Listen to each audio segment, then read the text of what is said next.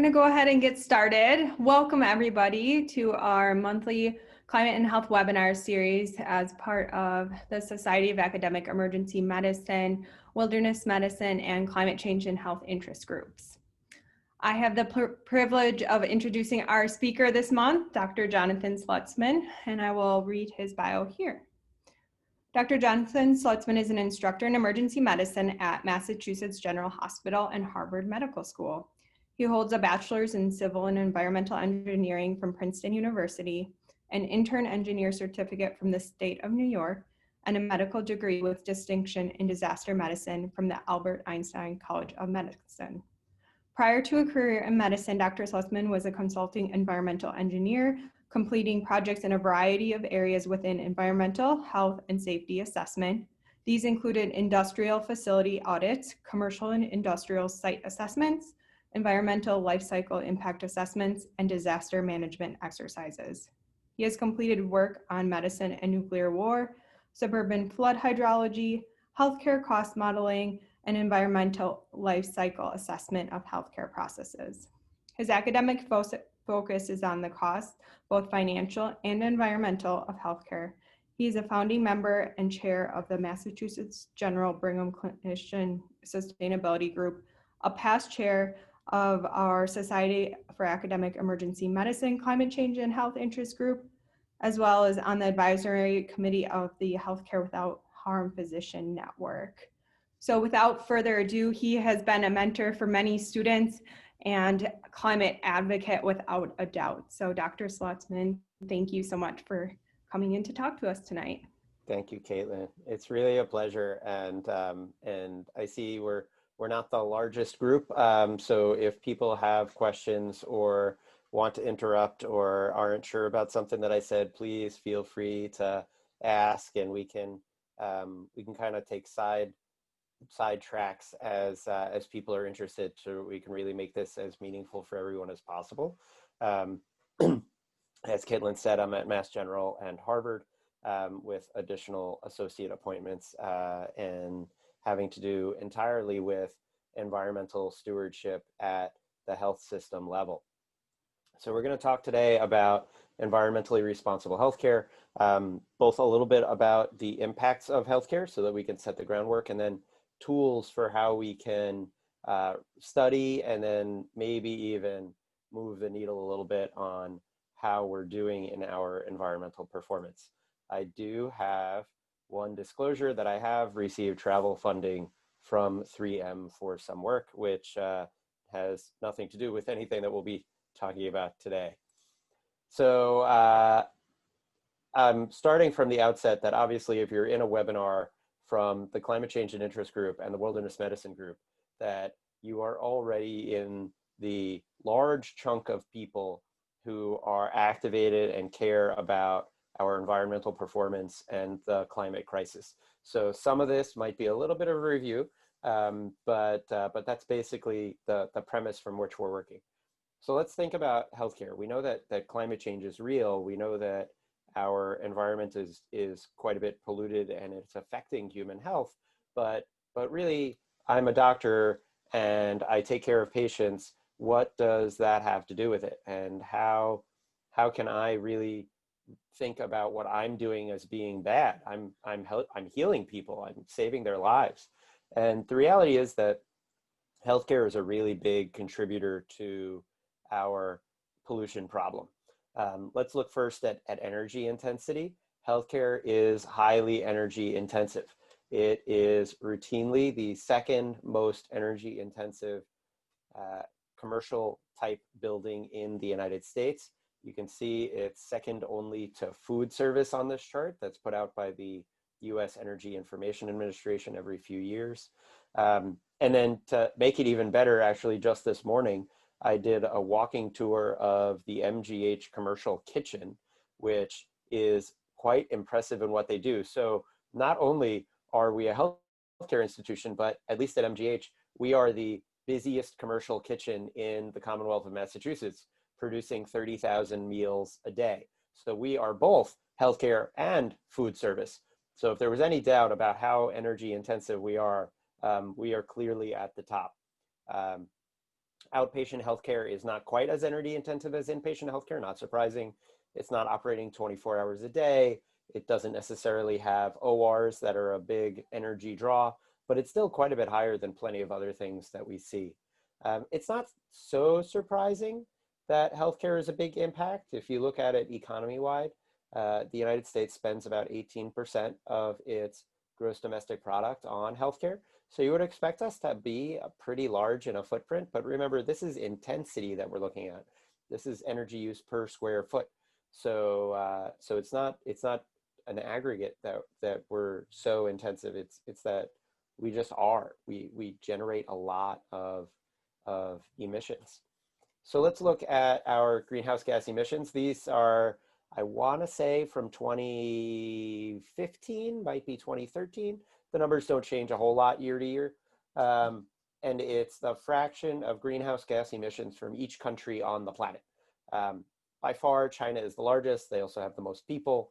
But the United States comes in a reasonably close second, followed by India. And if you were to look at these countries and just consider US healthcare, so healthcare services from the United States and our greenhouse gas emissions, were pretty high. So we would be the 13th largest country in the world when measured by greenhouse gas emissions, just US healthcare. That's more than the United Kingdom, for instance, or Australia. These are, sizable countries with varied economies, and healthcare by itself in the United States is emitting more than that. So we are a big deal. If you look globally, net greenhouse gas emissions, healthcare is responsible for about 4.5%. In the United States, it's closer to about 10% of our emissions are from healthcare. So we have room to improve, especially if we want to say that others should clean up their act too. I like to say you should clean your own house before you start criticizing how messy someone else's house is. So what's the significance of this? And the significance is that we hurt people. So I started by saying that we're in the business of helping people. We heal people, we save their lives routinely, day in, day out, but it comes with a cost. And in the last, we'll say 15, 20 years, we've really recognized more and more the financial cost of the care we provide and how financially it's not particularly sustainable, but it's also environmentally costly. And those emissions, upstream and downstream, have important effects on our patients' health. Here we have data from Eckelman and Sherman's study of the total environmental impacts of the US healthcare system. That's where the 9.8% of greenhouse gas emissions number comes from. And here we have the 9 different impact categories on the left. Let's see if I can, here's my laser pointer.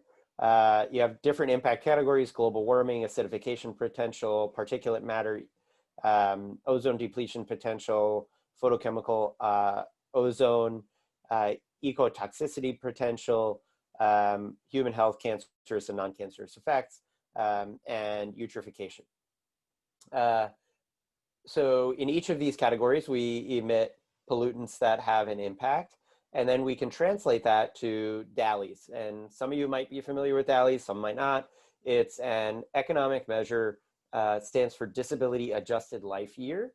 And it's a way of trying to correlate and compare different states of health for a person. And that if you're alive for a year in perfect health, then that's one disability adjusted life year. You get 1 full year of credit for having a year where you're healthy. And maybe if during that year you suffer from COPD with some COPD exacerbations, and maybe you require supplemental oxygen, so it limits where you can go out of your house, maybe that's a half of a disability adjusted life year.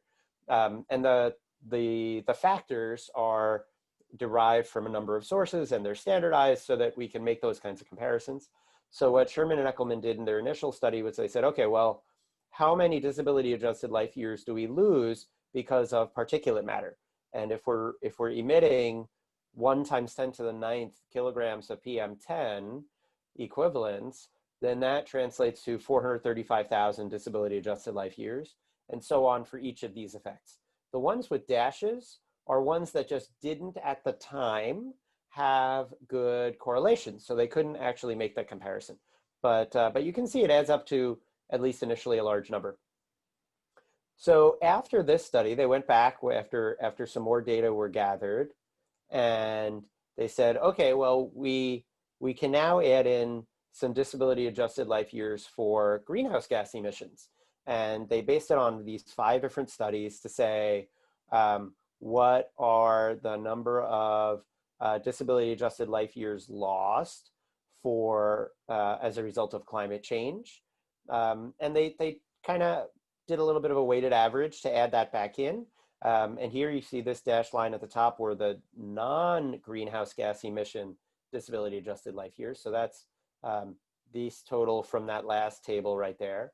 It turns out that in the years between that first study by Matt and Jody to the second study by Matt and Jody, there were some shifts in power generation across the US economy. So we actually gained a few disability adjusted life years back, but here they estimate 209,000 additional DALYs lost for climate change, which brings us to almost 680,000 disability adjusted life years lost per year from pollution from healthcare. So this is just for healthcare, the disability adjusted life years that we are causing to be lost in our communities. These are people who are being harmed. And if you want to put that in a little bit of perspective, I was a student when the Institute of Medicine released their 2 Errors Human report that shed a really important light on quality and safety in healthcare and the fact that medical errors were causing people to die unnecessarily. And that caused an uproar. There were hearings in Congress. The Joint Commission jumped on it. Every hospital needed to have a quality and safety committee, and most of them have some senior vice president or higher level person whose job is quality and safety. That was because of an estimated 45 to 98,000 deaths per year. Now, you can't directly compare disability adjusted life years to deaths, but if we just look at mortality, obviously when you're looking at a disability adjusted life year, somebody who dies, that's 0 disability adjusted life years, so that's a big loss. So let's say on average, the people who suffer and die are losing 10 years of life. Well, that would mean that that this 679,000 is maybe on the order of, let's say, 65,000 mortality. That's right smack in the middle of the National Academy of Medicine report, saying that healthcare quality and safety is causing harm. So my point is basically that healthcare pollution is the same order of magnitude as quality and safety. So if you're putting a whole lot of resources into quality and safety, you should be putting a whole lot of resources into reducing your environmental footprint and helping our communities that way. So hopefully, I mean, I'm sure that everybody was already on board with all that already, but I've just given you some numbers so that when you talk to your colleagues and say, hey, this is important, now you have some data to back it up. So let's talk a little bit about where our emissions come from. In general, when we talk about greenhouse gas emissions, and I'm only going to be talking now about greenhouse gas emissions, but don't forget there are 8 other impact categories that we care about. Those human health, cancer and non-cancer effects, ecotoxicity, eutrophication. Those are all important effects too that ultimately affect human health. But now let's talk about climate change. We talk about 3 scopes of greenhouse gas emissions, 1, 2, and 3. 1 is basically emissions that are directly emitted from our facilities, either on-site combustion, the vehicles that we control ourselves, waste anesthetic gases, refrigerants. Those are the big ones that would come up. And for different facilities, there are going to be different ratios. Scope 2 are basically direct combustion for energy that we purchase. So, you know, I have a house, we get electricity from the grid, we have to buy it because I don't have a power plant in my backyard. And the emissions from that electricity generation would be scope 2 to meet. if I were a power generator, they would be scope 1 to me, but since I'm a hospital, they're scope 2 to me. And then scope 3 is everything else. The biggest ones there are the supply chain, so all the stuff that we use, and then employee commuting, business travel are usually also large factors. It's worth noting that food is a scope 3 emission, and as I mentioned, at least at MGH, we have a huge kitchen serving 30,000 meals a day. That's a lot of food. I just saw it this morning. It's amazingly impressive, and all the emissions from that count in there. So have that in mind, scopes 1, 2, and 3 as we go through the rest here. So now let's see. Let's look at healthcare as a whole. Here we see the emissions of greenhouse gas emissions from healthcare in the world. So this is a global number. The vast majority, well, not the majority, the plurality is energy generation. So electricity, gas, heat, and cooling. Not surprising, they're big buildings. We have to keep them climate controlled. I'm in New England, it gets cold in the winter, it gets hot in the summer. Caitlin's in Wisconsin, it gets colder in the winter and sometimes hotter in the summer. So we all need to make sure that our hospitals are healing places with HVAC running, and we need electricity and things like that. But next, we have a lot in here, the supply chain, 5% just from our electronic equipment. There are a lot of things that we do that generate emissions. So I'm going to aggregate that. Now we're going to drill down. These are world ratios. Let's drill down just to the United States. I don't know if everybody on the call is from the United States, but I suspect at least most of us are. So let's focus on the United States. Also, the United States, by far, we like to say we're number one. We emit the most carbon emissions from healthcare per capita in the world by a lot. So in the United States, 64% of our emissions are scope 3. That's the supply chain stuff. That's traveling, that's commuting. That's a big deal. And 21% scope 1, 15% scope 2. Those ratios, the scope 1 and scope 2, are going to differ based on mostly your energy mix in your facility. But this kind of ratio is pretty consistent in study after study. The UK National Health Service has done a couple of studies on this and have found that their numbers are generally in the 50 to 60-ish% range for scope 3. I think one year it might have been in the 70% range. So pretty consistent. We're in the 50 to 70%, let's say, are scope 3. The challenge is that scope 3 is the hardest to mitigate. So in our facilities, we might like to target scopes 1 and 2 first, just because we can get a bit more bang for the buck initially. It's a lot harder to quantify scope 3. It's a lot harder to change people's practices with regard to the supply chain, but it is possible, and over time we are going to be able to do it. All right, so if you have questions up to here, please put them in the chat. I see very little in the chat so far, but if you want to stop me, you can totally do it. We're going to shift gears a little bit now and talk about sustainability science. So we've laid out kind of the problem that healthcare emissions are a big deal. We're hurting people because of it. It's mostly supply chain, but the other scopes are playing a real material role as well. What can we do about it? And there's a whole field of study called sustainability science that really teaches us about these interactions between the built environment and the natural environment, between our social and natural systems. And we can study it with an eye toward ensuring that we meet the needs of present generations while preserving the ability of future generations to meet their own needs. Basic definition of sustainability. There are lots of tools in sustainability science, and I'm going to touch on a few of them. I don't want you to think that the ones that I touch on are necessarily the best, although I am a little bit partial to the ones that I use. And I don't want you to think that the ones that I touch on are the only way that you can study sustainability and answer some of the questions, because there are lots of ways to do it. And some are easier, some are harder, some take more resources, some take fewer. But there are ways for everybody to find ways to get involved. The first one I'll talk about is, I'll admit, my favorite. It's life cycle assessment. Some of you have heard me talk about it before. It's a great tool that was developed in the 1960s and 1970s to look at a product or a process from cradle to grave, all of the environmental emissions, the impacts from raw material acquisition through manufacturing, production, transportation, use, reuse, reprocessing, and ultimate disposal. It basically, I think of it as the holistic patient view of sustainability science. We would never take care of a patient in the emergency department just looking at their ankle if they're also having troubles with the rest of their body. We need to take care of a whole person to really maximize the goodness that we can provide for them. In the same way, we should be looking at our environmental footprints holistically, because it doesn't make sense to decrease emissions on one side of our operation while increasing emissions even more on another side of our operations.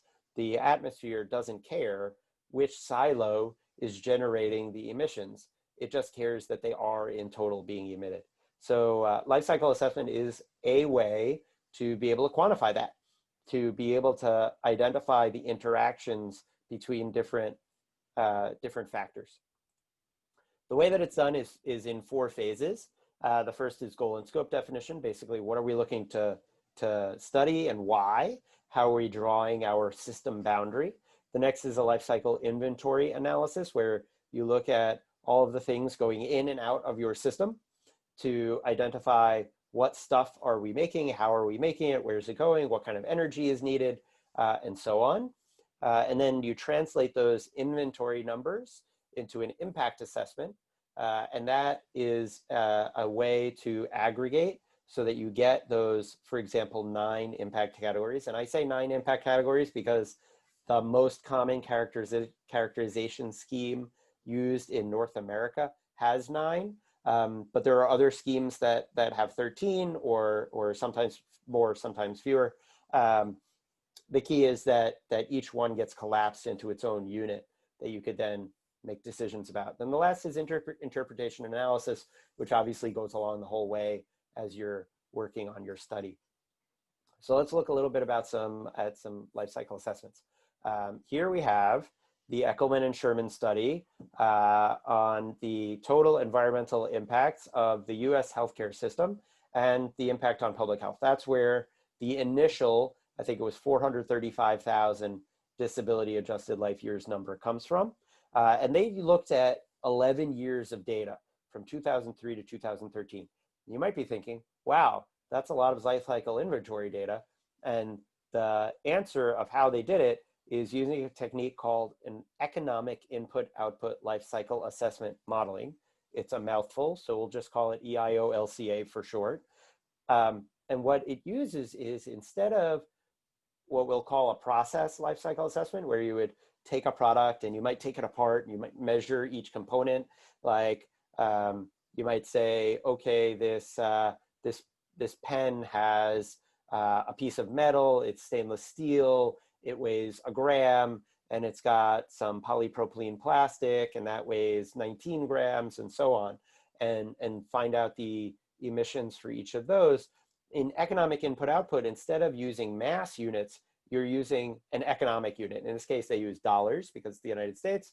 And they said, okay, well, if we're spending $100,000 on electricity, and we're spending $200,000 on natural gas, and we're spending $1 million on healthcare supplies, and so on, there are interaction tables where you can identify, okay, for each dollar of spending in this particular economic sector, that's associated with this much emission of CO2 equivalents and this much emission of particulate matter, and so on. So they could use these large scale data sets that aggregate a system as large as the US healthcare industry and get numbers. So you can see what the emissions would be this is in megatons of CO2 equivalents for each different category of care over the 11-year period. So for example, hospital care is not surprisingly the biggest.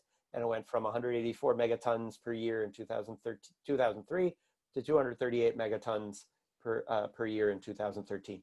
And then you can add it up and you compare it to the US total, and there's your 9.8% number that we've all been citing day in and day out for the last 5 years since they've done this study.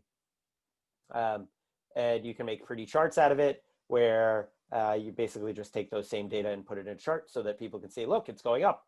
And not only is it going up in absolute, it's also going up relative to the US economy. So then you can continue your characterization. And what I'll say is greenhouse gas emissions are what we would call a midpoint assessment. We know that carbon equivalents, carbon dioxide equivalents go into the atmosphere, but to be honest, none of us actually care about CO2 in the atmosphere. We care about the effect of CO2 in the atmosphere, and we're using CO2 as a measure for that, which is entirely appropriate and clearly indicated and very evidence-based. But when you're talking to a doctor, most doctors, why do I care about CO2? I care about CO2 because I care about my patient's survival and my patient's goodness and how well they're doing. So I can translate these midpoints to an end point of disability adjusted life years lost. I will admit that if you get into a discussion between physician healthcare sustainability researchers and environmental engineering sustainability researchers, there would be a healthy debate about the validity of making this jump. The data are much, much, much stronger for making the jump from our healthcare practices to CO2 equivalent emissions. Jumping from those emissions to disability adjusted life years lost is good, but not as good. The data are just not as robust there. So we need to recognize that we're throwing some error bars in there that aren't necessarily apparent. So Caitlin's asking what's driving the years with decreases. Let's go back there.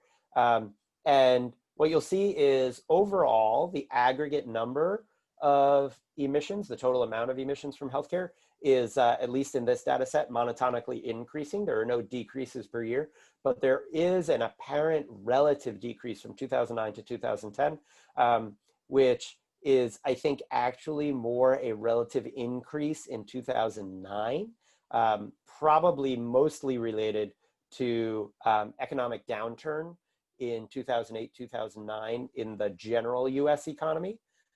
So there was a recession, a pretty big recession in 2008, 2009, which depressed economic output in every other sector rather than healthcare. So, if you make fewer cars or you make fewer widgets for people to go to the store and buy, then you're going to emit less stuff from those. So the overall fraction for healthcare is going to go up. In general, you can see this is a pretty reasonably straight trend. In 2013, you see the healthcare fraction go down a little bit, and that's probably, again, from a little bit more of a US economic boon that all the other industries are going up a little bit, so it looks like healthcare is going down in a relative sense. But good question when you're looking at the data. Okay, so that's economic input-output life cycle assessment. Let's move to a different kind of study. Here we have Andrea McDeal, who's in Canada, did this study looking at carbon footprinting of operating theaters, because she's Canadian. In the rest of North America, we might call them operating rooms. And what she did was she compared 3 different hospitals, Vancouver General Hospital, the University of Minnesota Medical Center, and John Radcliffe Hospital. So one hospital in Canada, one hospital in the United States, one hospital in the United Kingdom, with pretty different operations and different ages of buildings. So for example, John Radcliffe Hospital, not surprisingly, being part of the National Health System, the National Health Service in the United Kingdom is an old hospital. It's been around a long time. The infrastructure is a little bit more dated. And you can see what the different emissions are. The way that she did this was using emissions factors and some waste auditing to say, all right, how much waste are we generating from the ORs? And we can apply some waste emission factors for that. We can calculate the energy requirements for our ORs and use the energy mix for each individual institution. So is it electricity from coal? Is it electricity from natural gas? Are we using natural gas to heat on site? Are we purchasing steam? Those kinds of questions. And you can add it all together. So they have, here are anesthetic gases, here's HVAC, lighting, and electric loads, here's waste with emissions factors added in, and here's the total. And what you see is that, that even though the relative fractions of each scope, so for example, at John Radcliffe Hospital, scope 1 emissions are by far the lowest. Their scope 2 emissions are much, much larger. Overall, the totals are, if I look at this, I would say, well, yeah, John Radcliffe Hospital is higher, but you know what? They're kind of all in the same order of magnitude, even though the breakdowns are different. It's worth noting the biggest difference here in scope 1 for John Radcliffe Hospital is anesthetic gases, and it comes down to they do not have any desflurane on formulary at all. They just, you can't use it there. And that's a particularly nasty greenhouse gas among our inhaled anesthetics. So the result is that their isoflurane and sevoflurane emissions are higher than at the other institutions, but it's more than offset by the lack of desflurane. So that's a big deal. So that's how Andrea did this study. It's kind of a hybrid method using data available that are, very evidence-based to be able to get that footprint. So a different kind of sustainability study. Now let's look at a process lifecycle assessment. This one was done by Jody Sherman, Matt Eckelman, and Louis Rublee. And they looked at disposable and reusable laryngoscopes and blades. At many of your facilities, I suspect, you may have recently shifted from reusable laryngoscopes and blades to disposable ones. And Jody really thought that was a terrible idea. It turns out with good reason, and wanted to set out to study it. So here you see her scope. Here's the system boundary. And you have at the top the single-use disposable option. Basically, you make it, you ship it, you use it, and you throw it away. The reusable is more complicated because you make it, you ship it, you use it, but then you have to reprocess it, and that requires heat and hot water and steam, and then ultimately you get rid of it when it's no longer useful. And then Jody also included the costs to say, okay, great, it's not just about the environment, we need to make sure our institutions are financially sustainable. So how much does it cost? So she did this, and here we see the impact assessment scaled. Instead of reporting the absolute numbers, here she scaled it to the lowest alternative. So what you can see is that the single-use disposable stainless steel laryngoscope blade emits 158 times more non-carcinogenic carcinogenic human health impacts than the multi-use metal blade that is high level disinfected, which is how it needs to be reprocessed. And you can see that in all impact categories, the reusable blade is the lowest. For the handles, the reusable blade with high level disinfection is the lowest in almost every category. Low level disinfection was a little bit better in fossil fuel depletion, but it's only a little bit better. But what we see is that the environmental impacts are hugely different. And in this study, they did one of those process LCAs where they actually took everything apart and they weighed each component and they plugged it into a model and factored in transportation and all those kinds of things, including the reprocessing steps. And you get these nice charts where really the handles and blades are much smaller in the reusable category than in the single-use disposable category. Really big differences. So these are greenhouse gas emissions. Here you can look at the cost. So I said Jody looked at the costs, and lo and behold, turns out the reusable stuff, it's also cheapest. That even when you factor in paying people to do the reprocessing, which is important, and the materials necessary for reprocessing, and the fact that the equipment is more expensive up front because it's more durable, it turns out that it's still less expensive. So you're not really saving much by doing it any other way.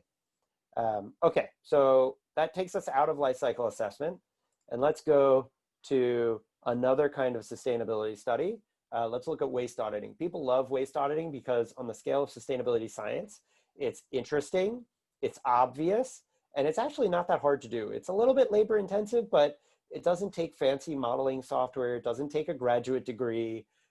It's something where you can define your scope and say, all right, we're going to take apart the trash and weigh it and report it. So this is a waste audit from an emergency department. I can tell you now it's actually from the MGH emergency department. We did it not this past summer, but the summer before with a medical student from Brown, Sarah Sue. Some of you might know her. She is a powerhouse. And we did it. We took 24 hours of waste from our emergency department, collected it, sorted it, weighed it, and reported it.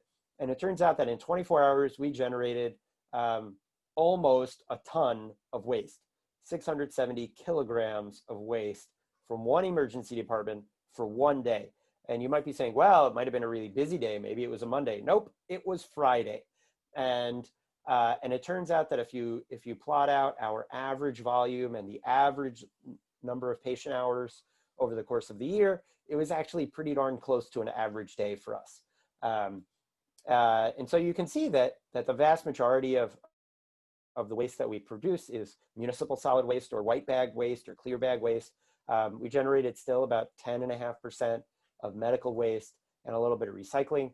The biggest category was plastic, hard and soft plastic, some of which is recyclable, but really the market for plastic recycling is essentially gone in the United States. And there are lots of reasons for that we could talk about later. But we generate just a boatload of waste. And we can scale that over the course of a year. And we can scale it different ways. All right, let's say we measured for 1 year and we just multiply it by a year, you get 245,000 kilograms or 245 tons. If we divide by the number of patients, we at least in that fiscal year, saw about 113,000 patients, that's 226 tons. And let's say, okay, well, you board a lot, so let's go by patient hours. That's still almost 200 tons. So we're generating between 200 and 250 tons of waste per year. If you want to compare that, the average household in the United States generates 4 pounds of waste per person per day. The average hospital generates 29 pounds of waste per bed per day. And we were generating about 4.5 pounds per ED patient per day. Just like that, it's more than anything else. We're generating a lot. So let's translate that. Let's go to those endpoints and translate it into something that people understand. And it's just the emissions for getting rid of the waste. I'm not even talking about making the stuff, the upstream emissions. I'm just talking about putting the trash in a truck, driving it to the landfill, and letting it sit in the landfill for a couple hundred years. Those emissions are equivalent to driving a car 7,700 miles, which is more than I drive my car in a year. That's just 1 day of ED waste. So there's a lot of room for improvement there. As you can see, it's a simple study. The method is not terribly difficult to understand, yet you can generate really impactful data from it. All right, so there's a little survey of healthcare sustainability science. If you're interested in learning more about sustainability in healthcare and all the different things you can do, I highly recommend this paper. It's called The Green Print. Not surprisingly, Jody Sherman is involved since she's done a lot of the work here, as well as Cassie Thiel. The two of them together are my mentors. And a wonderful team of sustainability scientists, researchers who have done work in healthcare got together for a symposium. It's one of my great regrets is that I was actually on vacation when the symposium happened. So Jody invited me and I couldn't go, but really it was fantastic. And this paper is the result of it. It outlines basically all you need to know to get started in sustainability in healthcare and the research behind it. If you want to think a little bit more narrowly at the emergency department, here are a couple of places you can look. Gail Kuklis from UCSF Fresno wrote this piece in SEM Pulse from our illustrious interest group with just a little bit of assistance from me. So you can definitely look that up. It was in Essay Impulse last month or the month before.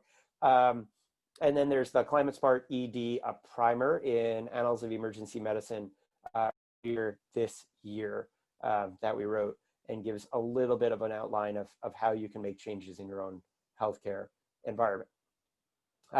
So what are some key takeaways?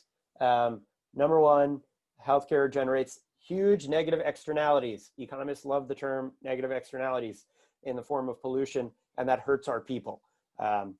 Sustainability science can identify changes that can have marginal environmental benefits, and in aggregate can be very large. 680,000 disability adjusted life years lost per year. And it's actually, that's an underestimate, because there's still those categories for which we don't have the translation from impact categorization to disability adjusted life years. Ultimately, though, larger economy-wide shifts, for example, energy source changes, can have a larger impact. If you change the electricity grid, you're going to change the electricity grid for the hospital and also for all of the upstream producers of our supply chain, which, remember, scope 3 is the biggest factor. And then I'll put in my plug for lifecycle assessment, which can enable us to make evidence-based device use, clinical, and procurement decisions where we can compare options holistically, apples to apples, and make good choices that way with our clinical leaders. So with that, I will say thank you. I'm happy to take any questions and talk about whatever it is you'd like to hear about. All right, so Caitlin's asking, can I explain the difference between micro and macro studies in engineer terms? Caitlin, totally jump in if I'm answering the wrong question here. But when I think of micro versus macro, I think of, for example, economic input-output lifecycle assessment versus process lifecycle assessment.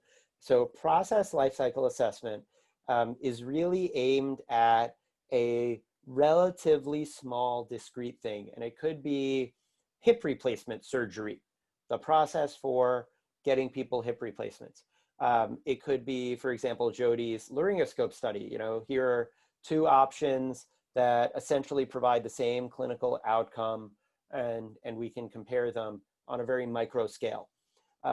Whereas a macro scale would be, what is the US healthcare system? Or even, what is a single hospital?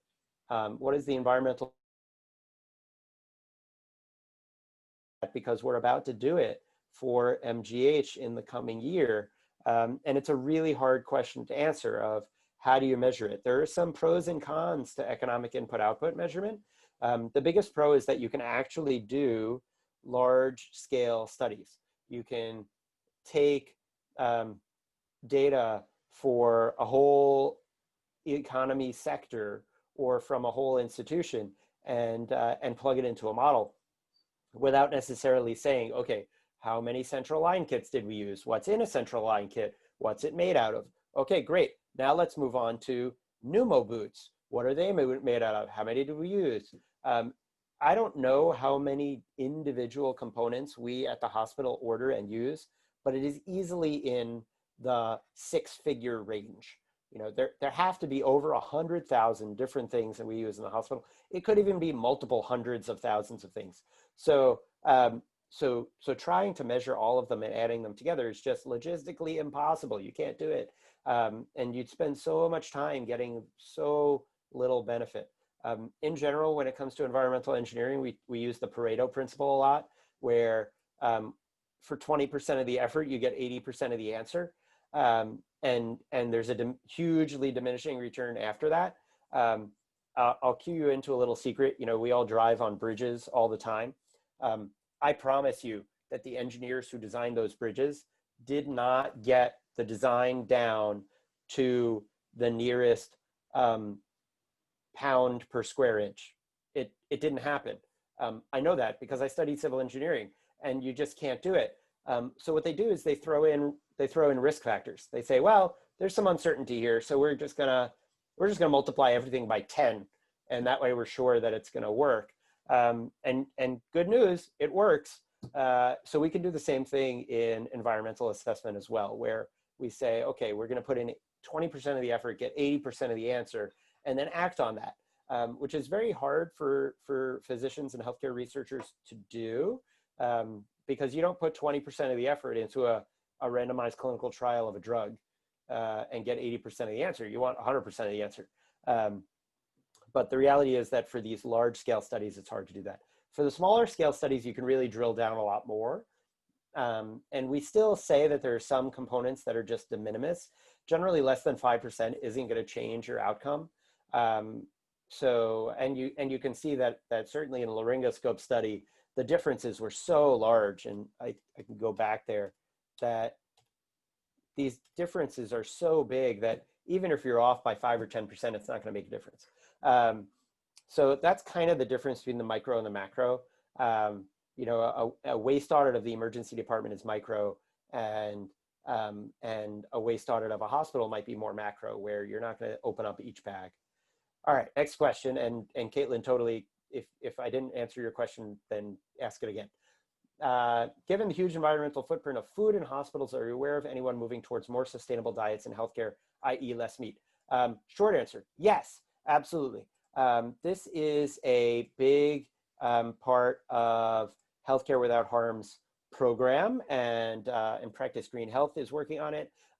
Every year there are some great competitions for healthcare cooks in hospitals to create a new dish that is plant forward or plant centered, or sometimes 100% plant-based. And it has to be good, it has to be nutritious, it has to be able to be made in a hospital cafeteria. And there are great competitions with awards.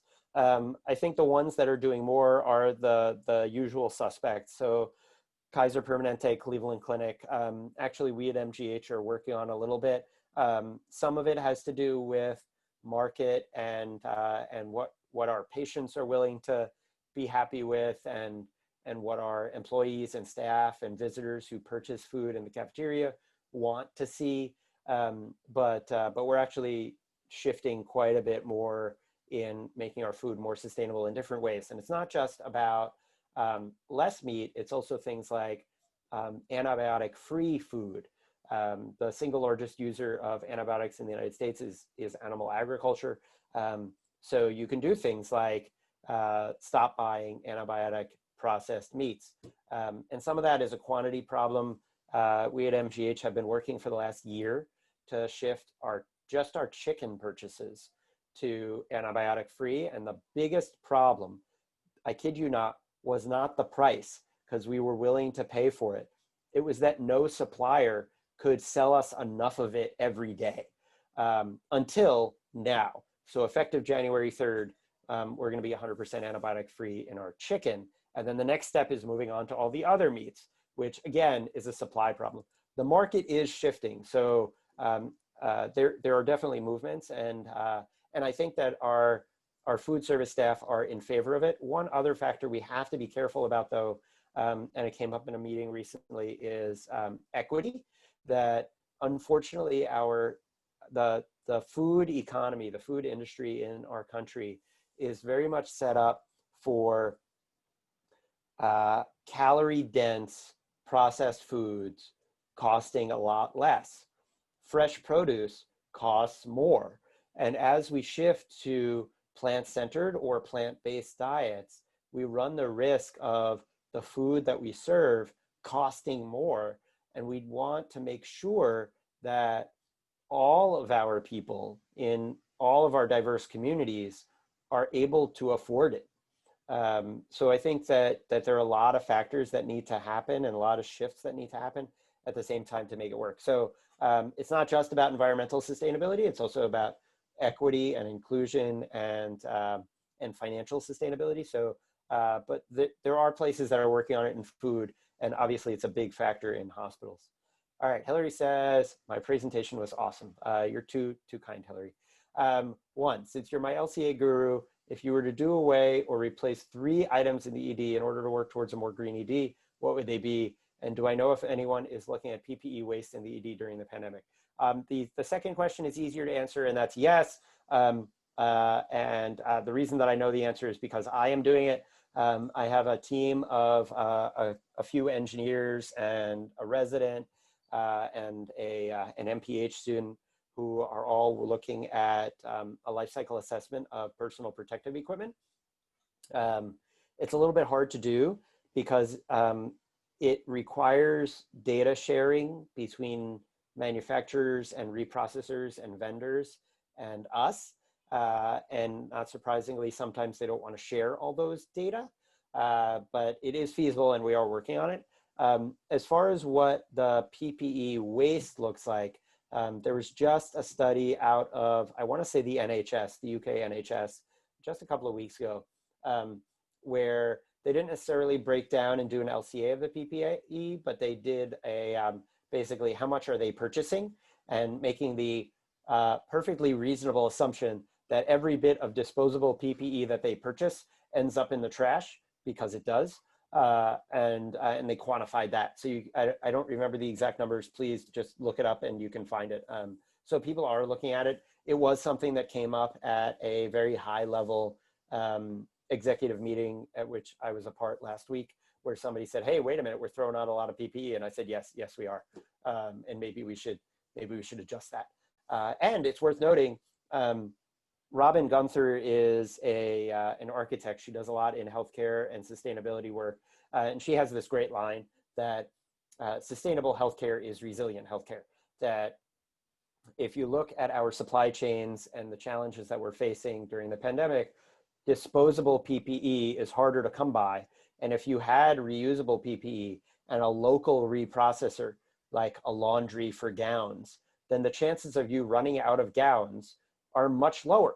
And it makes it that much easier for you to operate. The same goes for all the other kinds of PPE. Excuse me. So it's, there are more than just environmental benefits to some of these shifts. As far as getting rid of 3 items, I can't answer it with great certainty, but I can say that there have been a good number of life cycle assessments done in healthcare that look at disposable equipment versus reusable equipment. And almost every single one of them shows that the reusable equipment is more environmentally sustainable. And of the studies that have looked at the life cycle costs, every single one of them has shown that the reusable one costs less.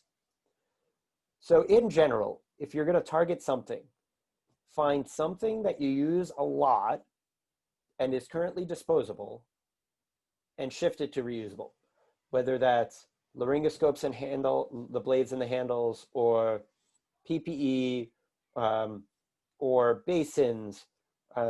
Lots of these things can be shifted to reusables.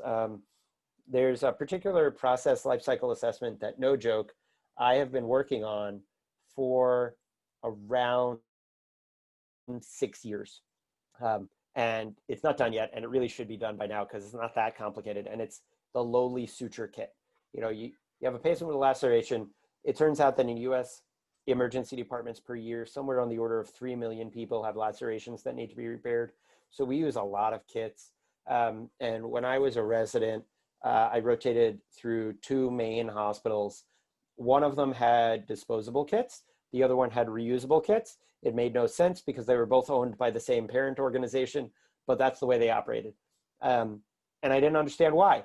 So following residency, I'm now on the faculty. I left, I came back, and lo and behold, the place that used to have reusable kits now has disposable kits. So they made that shift. And I really want to be able to quantify the differences so that we can get rid of them. There are challenges there, but essentially almost anything that's disposable can be converted to reusable. All right, now George asks, he also thinks my presentation was awesome. The check is in the mail, George. I'm curious if there has been analysis about the environmental impact about reusable equipment and prions. From what I've gathered, prions are incredibly difficult, which to me translates to energy intensive to kill. Great point. Okay, so the good news is you all learned in medical school, variant Creutzfeldt-Jakob disease is absolutely horrible. It kills everybody who gets it. It's a terrible thing to see, and it's caused by a prion that we can't really kill. And the good news is that it is so amazingly, exceptionally rare. The reality is, and I can check with my central sterilization folks, but the prions are actually killed not by heat. They can't be autoclaved because they're not living things. It's just a protein that folds wrong. They can be killed through chemical disinfection, so things like bleach. So I'm pretty sure that our central sterilization, the high-level disinfection and sterilization process takes care of that, but I would have to check with our central sterilization folk, because I would imagine that we have to have a method for particularly for neurosurgical purposes, and obviously so much of that equipment is reusable already and is processed from the ORs. All right, now Laura asks, is there any worker interest on the relationship between medical futility and the environmental impact of the healthcare system? Oh dear, okay. I'm gonna broaden your question a little bit if you'll indulge me a little, Laura. And I'm gonna broaden your question to be just medical waste. And there are definitely people who are working in the sphere of medical waste defined as care that provides limited or no value. The best example with that would be things like getting imaging on patients with low risk back pain is pretty clearly no value. So all you get is the risk to the patient and the environmental emissions and the costs without any benefit. And I don't know that anybody has necessarily looked at that from an environmental perspective. I know it's been looked at from a financial cost perspective. The Right Care Alliance, Shannon Brownlee, Vika Saini have done quite a bit in that realm with looking at patient harm and costs.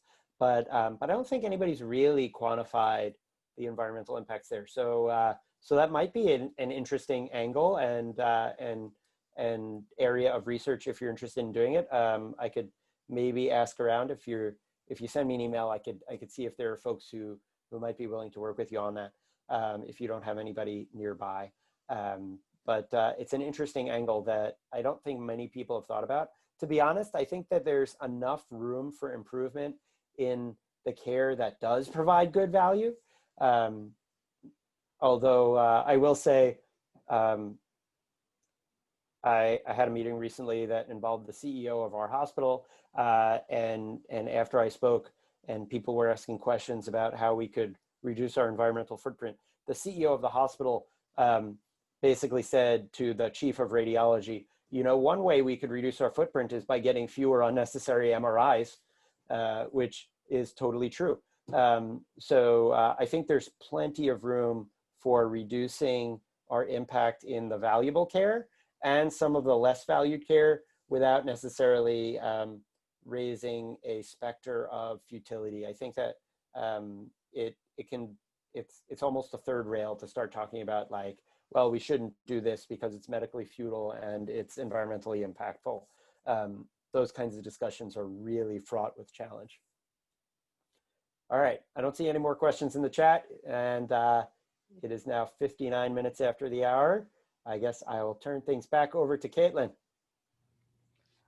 Yes, thank you so much. So everyone, thanks for showing up tonight. Wonderful presentation, excellent information. Just to remind you, join our Climate Change and Health Interest Group and our Wilderness Medicine Interest Group. Spread the word, and the recording will be available starting tomorrow.